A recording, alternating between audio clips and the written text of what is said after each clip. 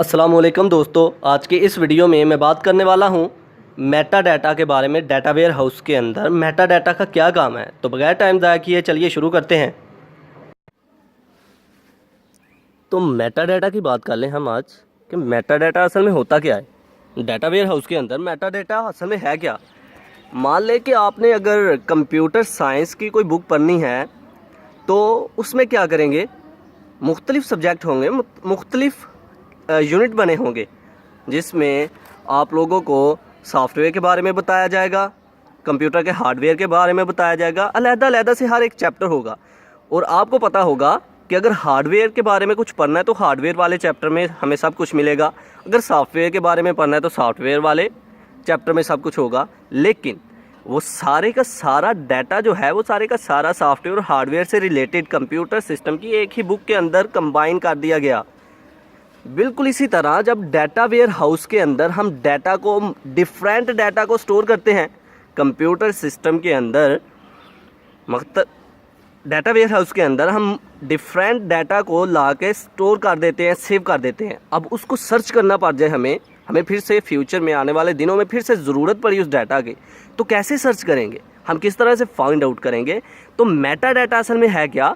Meta data असल में data ware house के अंदर इंडेक्सेस हैं, जिनके थ्रू हम डाटा जो है अपनी काम का डाटा वेयर हाउस से सर्च कर सकते हैं। That's the thing, main concept Meta data का, कि डाटा वेयर हाउस के अंदर मेटा डाटा जो है वो इंडेक्सेस हैं, जिनके थ्रू हम अपना मतलब का डाटा वेयर हाउस से सर्च कर सकते हैं।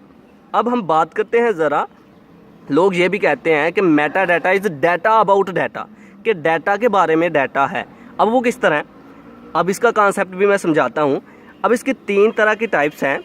पहली है ऑपरेशनल मेटा डाटा, फिर आता है extraction and transformation Meta data, और फिर आता है एंड यूज़र मेटा डाटा। पहले हम बात कर लेते हैं ऑपरेशनल की।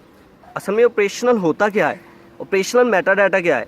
मान लें कि ये हमारा एक डाटा वेयर हाउस है, ये एक हमारा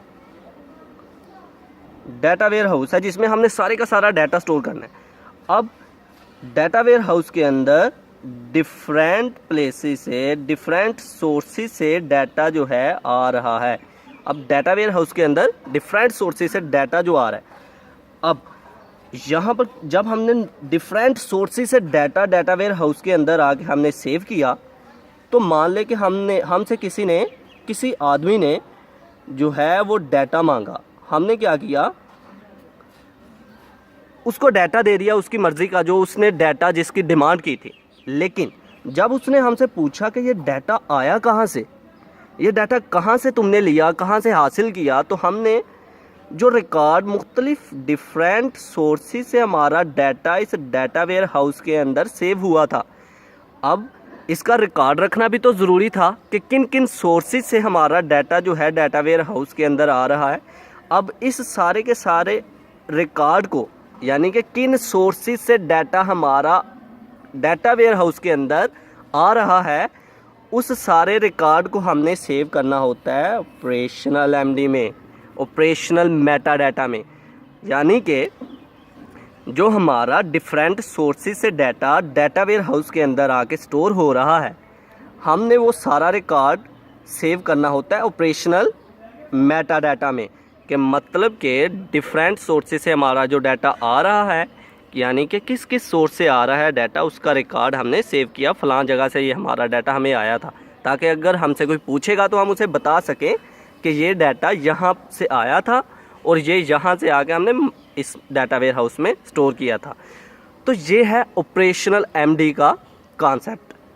अब डाटा अबाउट डाटा का कॉन्सेप्ट क्या है, मतलब ये कि ये डाटा था जो डाटा वेयर हाउस के अंदर आके स्टोर हो गया, तो डाटा के बारे में इंफॉर्मेशन हमने सेव कर ली कि ये डाटा किस सोर्स से आया। मतलब कि डाटा के बारे में डाटा हमने सेव कर लिया, डाटा के बारे में इंफॉर्मेशन सेव की, स्टोर की, तो ये है डाटा अबाउट डाटा।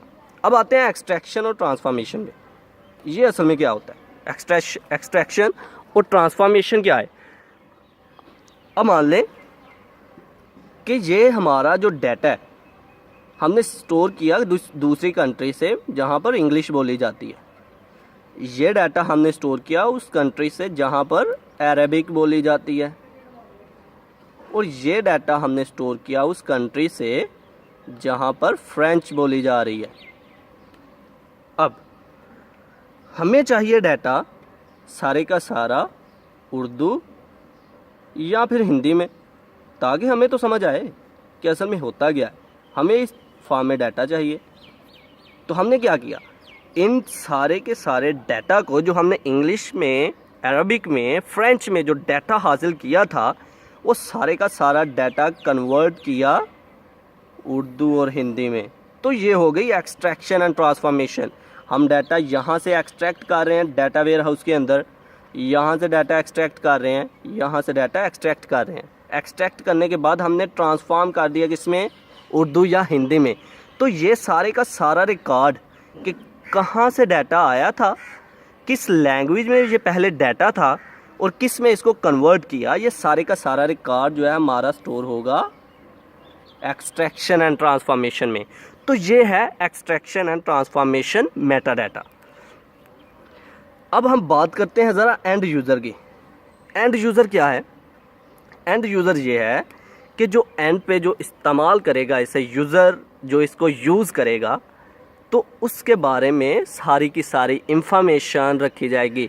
मतलब कि हमारे एंड यूज़र ने डाटा वेयर हाउस को यूज़ किया, डाटा वेयर हाउस से अपनी काम का डाटा निकाला। जब उसने अपने काम का यहाँ से डाटा निकाला तो उसका रिकॉर्ड रखा जाएगा।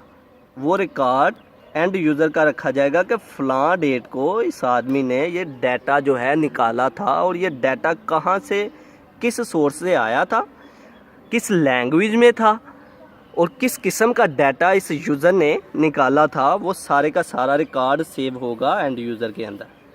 तो ये है आज का हमारा लेक्चर, जिसमें हमने बात की मेटा डाटा और उसकी टाइप्स के बारे में।